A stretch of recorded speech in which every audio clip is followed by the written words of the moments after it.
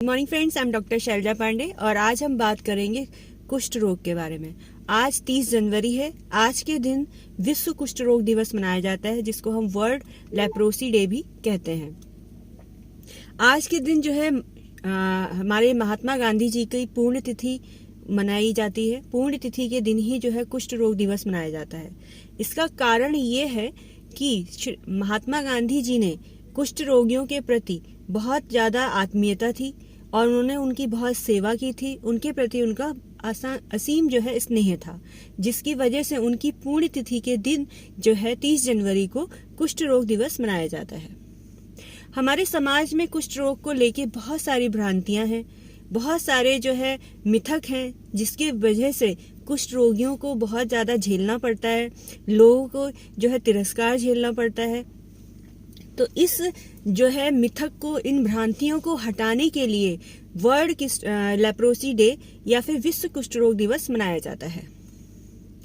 कुष्ठ रोग दिवस का उद्देश्य है कुष्ठ रोग को मिटाना, बीट्स लेप्रोसी। ये इसका जो है थीम है 2024 का। कुष्ठ रोग जो है एक बैक्टीरियल डिजीज है। ये कोई दैवीय प्रकोप या फिर किसी के कर्मों की सजा नहीं होती है। कई बार कहा जाता है कि पूर्व जन्म में कुछ गलत काम किए होंगे, या फिर किसी का आचरण खराब होगा, या फिर कोई दैवीय प्रकोप है जिसकी वजह से ये रोग इंसान को होता है, पर ऐसा कुछ भी नहीं है। ये जो रोग होता है एक तरीके से बैक्टीरियल डिजीज है। बैक्टीरिया के इन्फेक्शन की वजह से होता है, जिसको हम कहते हैं माइकोबैक्टीरियम लेप्रे, जिसकी वजह से ये रोग होता है। इस रोग की वजह से सांस नली की म्यूकोस मेम्ब्रेन, जिसे हम श्लेष्मा झिल्ली कहते हैं, वो अफेक्टेड हो सकती है। इस रोग की वजह से हाथ पैरों में सुन्नपन हो सकता है। और इस रोग में जो प्रारंभिक लक्षण होते हैं वो होते हैं शरीर में गहरे रंग के दाने हो जाना, लाल रंग के दाने हो जाना, और कभी कभी वहां पर घाव हो जाते हैं, हाथ पैरों में सुन्नपन हो जाता है, झंझनाहट होती है।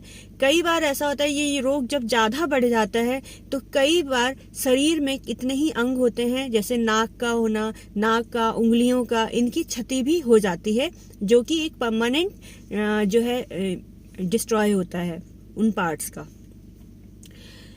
अगर कोई भी लेप्रोसी का पेशेंट होता है, अगर हम उससे बात करते हैं, उसको टच करते हैं या उसके साथ बैठते हैं, तो ये संक्रमण नहीं फैलता है। क्योंकि हमारे समाज में उन लोगों को तिरस्कार कर दिया जाता है, घर से निकाल देते हैं कि कहीं हमारे परिवारजनों को ना हो जाए, या हमारे अगर किसी को लेप्रोसी है तो उनके बच्चों को ना हो जाए। तो ये भी एक मिथक है, क्योंकि लेप्रोसी कभी भी आनुवांशिक नहीं होती है।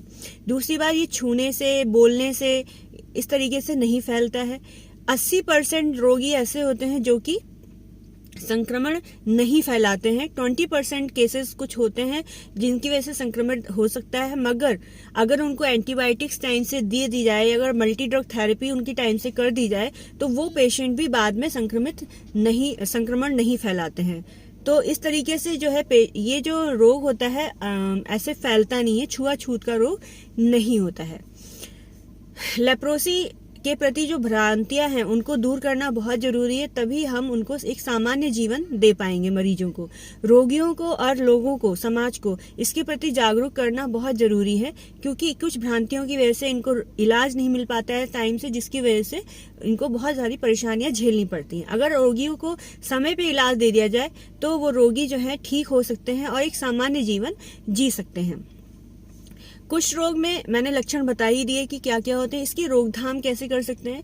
इसमें रोकथाम ऐसे की जा सकती है कि एक तो इनको अच्छे से इलाज दिया जाए, इनका केयर किया जाए, साफ सफाई का ध्यान रखा जाए, इन रोगियों को जो है एक अच्छा एटमॉस्फेयर दिया जाए, मानसिक सपोर्ट होता है वो भी दिया जाए, शारीरिक रूप से इनकी केयर की जाए, और इनको एंटीबायोटिक्स, मल्टी ड्रग थेरेपी के द्वारा तुरंत से तुरंत इलाज कराया जाए, जिससे कि इनको हम जल्दी ठीक कर सकते हैं और इस रोग की रोकथाम कर सकते हैं।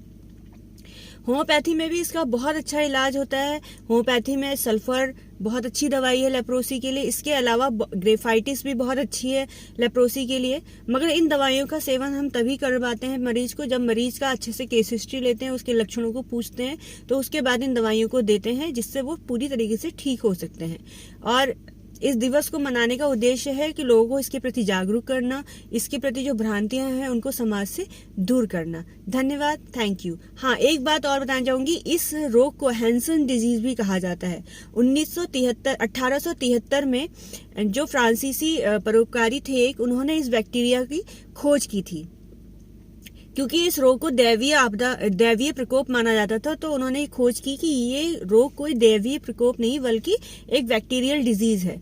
तो इस बैक्टीरिया की खोज हैंसन ने की थी, इसीलिए इसे हैंसन्स डिजीज भी कहा जाता है। उसके बाद जो है गांधी जी ने इन रोगियों की बहुत सेवा की थी, तो उसकी वजह से इसको फिर 30 जनवरी के दिन, उनकी पुण्यतिथि के दिन, इसका जो है विश्व कुष्ठ रोग के दिवस के रूप में मनाने लगे। Thank you so much, bye bye, take care all of you.